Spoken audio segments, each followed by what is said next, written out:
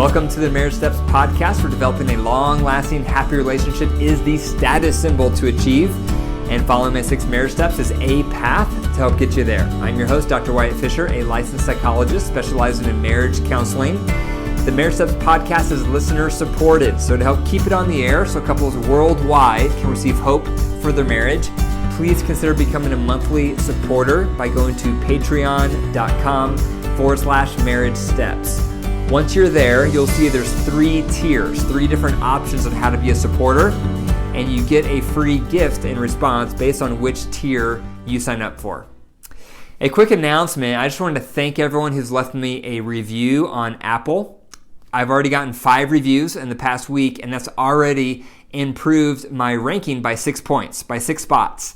And that's how it works. So the more reviews I get on my podcast, the higher I'll appear in search results so more people can find the podcast. Right now, I'm ranked number 235 on Apple Podcast for the search term relationships. So right now, no one can find me except for you. So if you haven't already, please leave me a review, and then that will allow more people to find me because that will boost me up in the search results. Right now, I have 50 reviews, and my goal is to get up to 200 reviews. So if you haven't already, at the end of this podcast episode, please just take a few minutes or a few seconds and click the 5 stars and leave me a review. The marriage tip of the day is find out what your partner is ruminating about and then ask them about it often. So maybe they're ruminating about something they're worried about. Maybe it's finances. Maybe it's about one of your kids, etc. Ask them about it. Or maybe they're ruminating about something exciting, something they're working on, something they're looking forward to. Find out about it and then ask them about it. It's one of the best ways to feel like your partner cares is when they track what's going on inside of you and then they ask about it on a regular basis. It makes you not feel alone, and it makes you feel like they have your back, and it makes you feel like they're your partner and they're journeying with you on this thing you're ruminating about. The marriage joke of the day is a husband asked his wife, "Honey, what are you going to do to celebrate our 15th wedding anniversary?" And she said, "I'm going to surprise you with a trip to Taiwan." And the husband said, "Oh my gosh, that sounds amazing. I can't wait. What are you going to do for our 30th wedding anniversary?" And she said, "I'll pick you back up." Okay, today for the marriage message is Ask the Shrink Hour. Every Thursday I post on my Facebook page and I say, what are your top marriage questions? And I always get a lot of good questions coming in. And so I write down some of the top questions and then I respond to them here so that because most of you probably have some similar questions yourself. So here's the first one. How can we manage a long-distance relationship because my partner and I are separated right now because of COVID? Long-distance relationships don't last very long because it's hard to meet each other's needs when you're not together. But if you have to be separated, a couple recommendations I would suggest. First is make the separation as short as possible. Second, while you are separated, make sure you're staying connected. So that includes daily video chats. And through that video chat, you can practice your head-heart, which is one of the tools on my website. You also can play games together for some recreation over the video chat. You can order each other special gifts through Amazon so that you feel like your partner's thinking of you. And try to make sure you can visit each other. So maybe once a month, you can take turns traveling to where the other person is, if possible, for a weekend together. Because it puts so much strain on a relationship to not be together. So never think that it's going to be a long-term setup because it won't work. It only will work if it's short-term, you're both in agreement, and you have a strategy on how to stay connected while you're apart. Second question. How can we maintain our mental health and marital health during COVID? That's a good question. So I'll start with the mental health. So our mental health is influenced by all sorts of things. One thing it's influenced is by how well we are having self-care. So the more we exercise, the better we feel. 30 minutes of cardiovascular exercise is equal to 1 antidepressant pill. So if you're not exercising, start exercising. 30 minutes a day, that's the goal. How well you eat impacts your mental health. How well you sleep. 7 to 9 hours a night is recommended. You want to have good sleep hygiene habits. If you don't know what sleep hygiene habits are, Google it and you will find lots of resources and tips on sleep hygiene. One example is going to bed and waking up around the same time every night so you can set your circadian rhythm. That's really important to be rested. Other things for your mental health is getting out in nature. When we're out in nature, that lifts depression. It increases creativity, makes us feel better. So get out in green space. Another thing that can lift depression and help our mental health is social relationships. We're social creatures. And so we need to stay connected even during COVID. So perhaps you can still meet with some of your friends, maybe one of your friends, and you meet outdoors and you wear a mask and you practice social distancing. So don't give up on meeting with your friends, but be safe about it. Do it outdoors and practice the protocol that's recommended. Or you can practice through Zoom sessions with family and friends who are further away. But stay connected socially. That's very important. A lot of research shows that the more isolated we feel, the more depressed we feel. So social connections is directly connected to our levels of depression. Another thing that can help mental health is finding purpose. When we have purpose and we believe in something we're doing or we're working on or we're volunteering for, that gives us hope.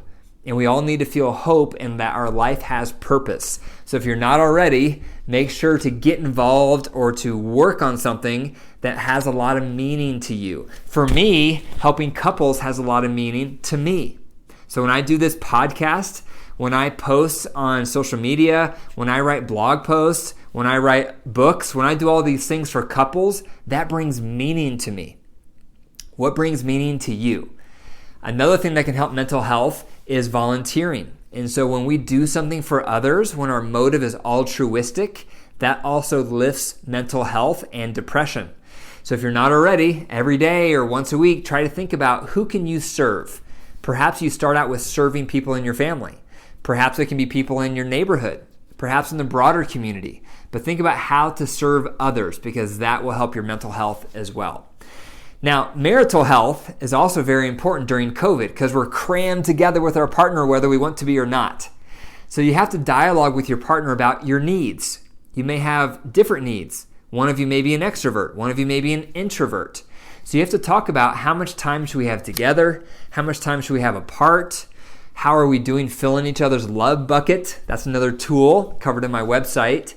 But you want to make sure you're communicating, that you're resolving conflicts effectively, and you're balancing individual needs with marital needs. Okay, number 3. My 3-year-old toddler is in my room in a crib, and our newborn is in our bed. So my husband has to sleep on the couch every night because I'm constantly up with the kids. What would you recommend? This is a touchy topic, and people have strong opinions on if kids should be in your bed. And I have strong opinions. I'm speaking from a marriage therapist perspective and as a parent because my wife and I have 4 kids. So some of you may disagree with me on what I'm about to say, but that's okay. We can agree to disagree. It's all right. Everyone has different opinions.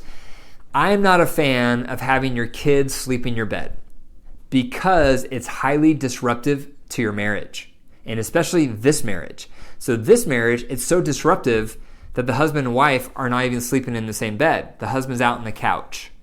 So what I recommend in a situation like this is after your child is 3 to 6 months old, put that child in a crib in a different room with a monitor because then you can hear them, you can see if they need anything, you can respond to them, and eventually they're going to be sleeping through the night.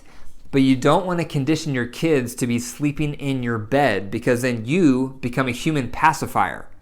And then they're going to really struggle when they get older, weaning off of you and getting into their own space. And meanwhile, your marriage is suffering because you and your partner are not sharing a bed together. So I recommend getting the kids out of your room. Get them in their own room, get a monitor set up so you and your partner can share your bed again. Number 4. How do I get over resentment towards my partner? I get asked this a lot, and it makes sense. We're imperfect people, married to imperfect people. So we're going to hurt each other, whether we mean to or not. So therefore, resentment happens quite often in marriage. So what do you do when you're feeling resentment? How do you get over resentment? One way to help your partner get over the resentment towards you is you start doing the opposite of the hurtful behavior you did that hurt them. So for example, let's say you didn't spend time with them for a season for whatever reason, and that really hurt their feelings, and now they have resentment towards you. Well, the way to help them forgive you and get over it is to start spending a lot of time with them. And if you do that consistently with sincere motives, eventually that resentment they have towards you will dissipate. It will become erased because you're providing emotionally corrective experiences for them. Another thing that can help is if your partner has done something in the past that hurt you and they're not doing it anymore, but you're still harboring that resentment, is to go through the compassion chart. The compassion chart is another tool on my website, drwyattfisher.com. And basically, the compassion chart will walk you through a series of questions that will help you understand what made your partner respond in the way that they did that hurt you. Because the more we can understand all the variables that influenced our partner's behavior that hurt us, the more compassion we tend to develop towards that hurtful behavior. It doesn't absolve them from it all. It doesn't excuse them. It doesn't let them off the hook. However, it does make us more compassionate for why they did it. And research shows forgiveness follows compassion. So if that's you, if you're struggling with resentment, go to my website and check out the marriage tools and look for the compassion chart, because that can really facilitate compassion, and forgiveness is a byproduct. Number 5, my husband won't have sex with me and I'm so unhappy in our marriage. What should I do? Unfortunately, this is such a common comment. And a lot of females actually write into me saying this comment that they want to have more sex in their marriage and they're married to someone who does not. So what do? So my bent with any type of need that's not getting met is the first approach is you want to talk to your partner gently. When our needs aren't being met, what happens for most of us is we get aggressive, we get hostile. But anger is almost always a secondary emotion. So what's underneath your anger? What's the tender underbelly? Are you sad? Are you hurt? Do you feel insecure? Do you feel lonely? Do you feel fearful? Talk to your partner from your tender underbelly, not with your aggressive hostility. Usually that will make them more empathetic and more receptive. There's an article about this on my website, the 4 Steps to a Soft Startup. So you want to check out that article, and there's also a tool on it as well on how to deliver a soft startup. If you deliver a soft startup about your needs not being met in marriage and your partner does not receive it well still, then go see a marriage counselor. If through the marriage counseling, if your partner is resistant or they won't go to a marriage counselor, or they're seeing a marriage counselor but they're still stonewalled and they won't work on the topic, they won't try to meet your needs still, then I recommend a separation. Because no one deserves to be in a marriage with someone who is calloused towards your needs. It's neglect, and that falls under the umbrella of abuse. And so that would be my recommendation. You try the soft startup. If they're not receptive, you see a marriage counselor. If they're still not receptive after working with a marriage counselor or not even receptive to seeing one, get a separation, because that is unhealthy. They're taking you for granted, and neglect is not acceptable in marriage. Thank you for listening to the Marriage Steps podcast. If you enjoyed the episode, be sure to take a few moments right now and click the 5 stars and leave a review. For more marriage resources, be sure to go to my website, drwyattfisher.com. That's drwyattfisher.com. And remember, your marriage is alive. So if you care for it, it will grow. But if you deprive it, it will die. The choice is up to you. Take care.